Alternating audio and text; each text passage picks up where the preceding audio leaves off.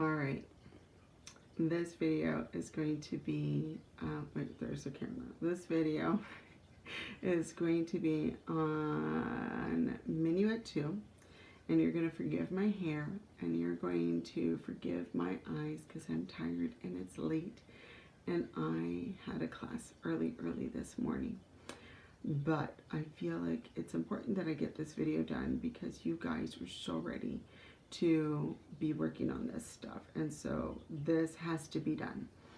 We're going to reiterate those eighth notes, and then we're going to work on all the down up ups that are in this piece because there are a lot of different down up ups.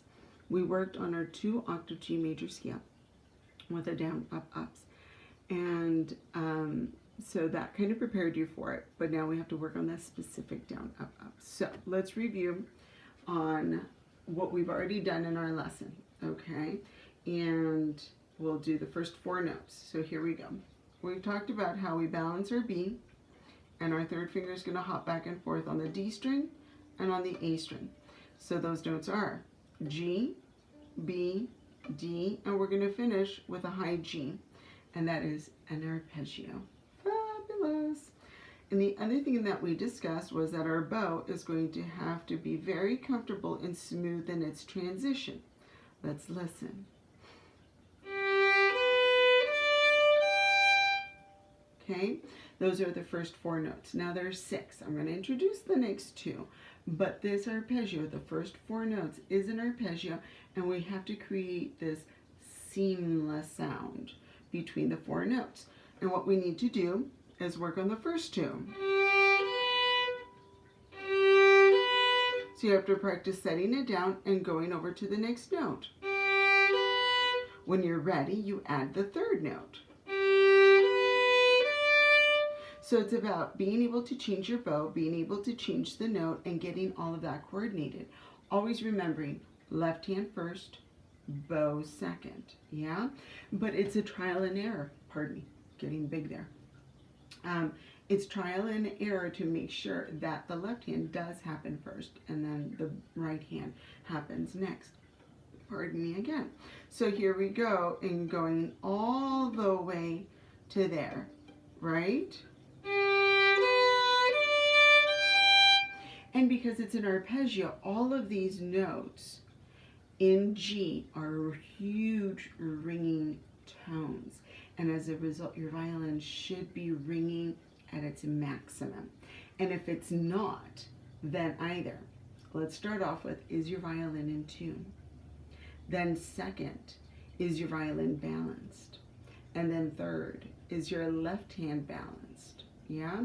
So we'll start with basic things. Maybe your violin isn't in tune. If it's not in tune, then the other things are going to kind of not matter. But if it is in tune, then the next part is going to be your violin being balanced. If it's not, then it's going to affect how your left hand sits. Then if it is balanced, then the final thing is, if your hand is sitting over here, then it's not going to ring because it's not sitting where it's supposed to.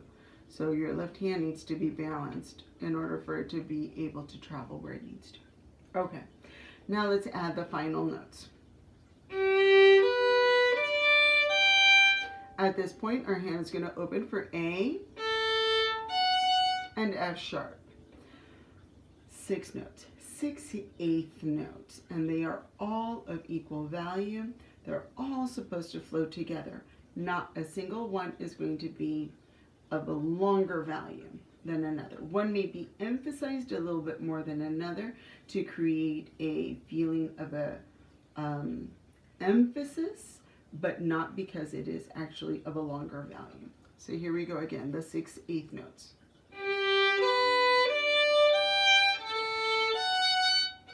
Okay, so those are the 6. You may want to pause the video now that you remember the 4 and then the 2. You may practice the 4 until those are ready, and then add the final 2 and review this part as you need to. Okay, so pause, and now you're back. Now we're going to add the quarter notes that start with a touching 2G, and we will start right about there because that's where the 8th notes ended. Then we're going to balance the B and the G, half, half. Important to remember that all 3/4 notes are of the same value. So they're all blues. They're all quarter notes. They're all the same value. Just because the first quarter note uses the whole or almost the whole bow, it does not mean that it is longer. It means it has to go faster and the others slow down a little bit so that we can get the same amount of tone. Okay, so these are all G's in octaves. Roll over. Excellent. And again, they are ringing tones, G's. Your open G should be ringing like crazy.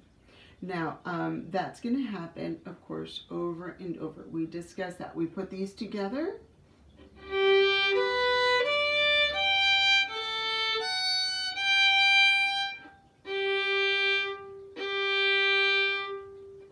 That in itself is going to take time to marinate in order for you to get comfortable with, in order for your right hand and your left hand to be relaxed while you do it.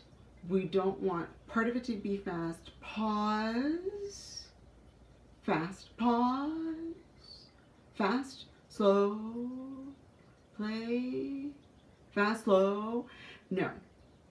It needs to all flow. And you can't then smile and say, sorry. No. It needs to be at the tempo where everything can flow. So if you have to go slower, don't worry about it, because the more comfortable you get, you will go faster. But you must be patient. So we don't want to hear da-da-dee-da, da-da, da, da-da. That's not musical, okay? So it is better to make sure that your left hand is coordinated.